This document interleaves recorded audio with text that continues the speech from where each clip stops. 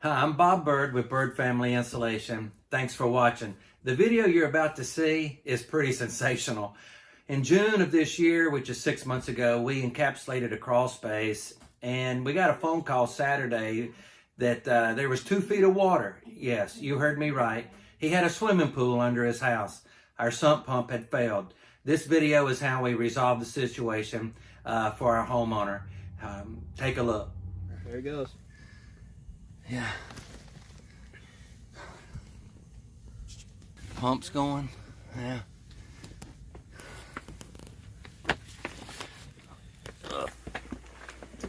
Wow.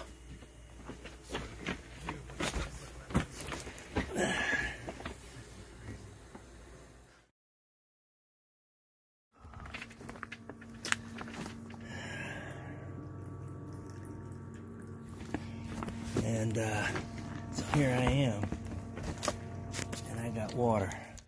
Okay, so we got the pumps running, and you know, I'm just gonna have to wait this one out. Probably hang around here for about an hour, get the water down at least under the 1 inch mark, and then I'll climb up in there and take a look at that pump and find out what's going on. So it's time to take my knee pads off and get me a good hour of study time in.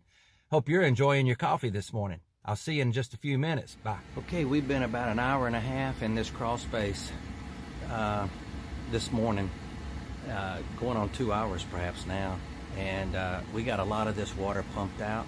Lost one of my pumps, but I was able to get it going again. So I'm gonna see if I can flip this around and show you what we got so far. We're getting close.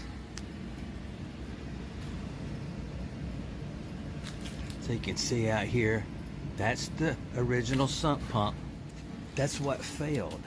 So I've got my emergency pump here, and I'm waiting to get the water down so I can take this apart and find out. This thing here is a check valve. Something has gone wrong with this system, and I just need to figure out what it is. And we're down to about an inch of water.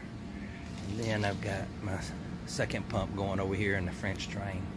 So we're getting close.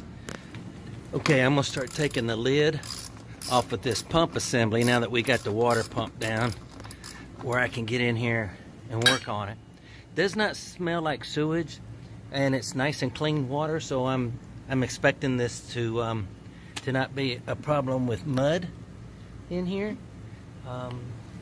See this check valve. Anyway, I've put power to it. The pump does not come on. So let's see what we find. Okay, this is the pump I just took out, and it's a Liberty 1/3 horsepower. It's been in here about 6 months, and I believe, and I just tested it. This pump works, but this float right here is, I believe, what malfunctioned. The pump does work when I manually work the float, but I think the float must have a leak in it, got waterlogged. I'm going back with this Zoller, which is the 1/3 horse, which is what we've always used over all these years. I got this Liberty in a kit, sump pump basin, the pump, the check valve, the vertical discharge pipe, all that. And it came as a kit. I tried it out with one of these online crawl space supply companies. I'm not going to do that ever again. I'm going to use the tried and true. I'm going to stick with Zoller. Their reputation is the best in the industry. All right, so we are pumping.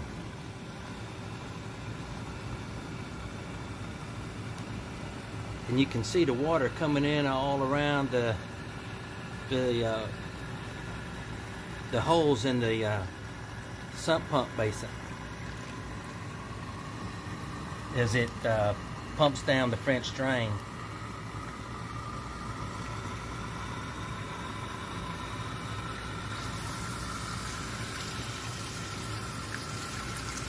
And it's probably about to shut off.